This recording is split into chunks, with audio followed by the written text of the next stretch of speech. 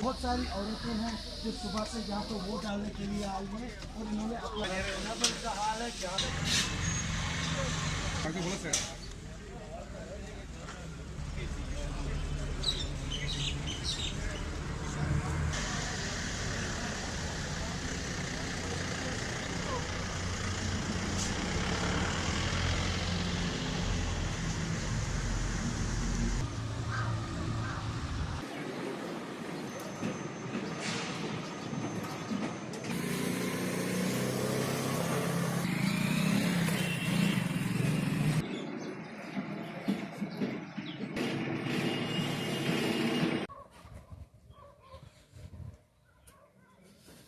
आप लोग प्रेस के हैं या वोटर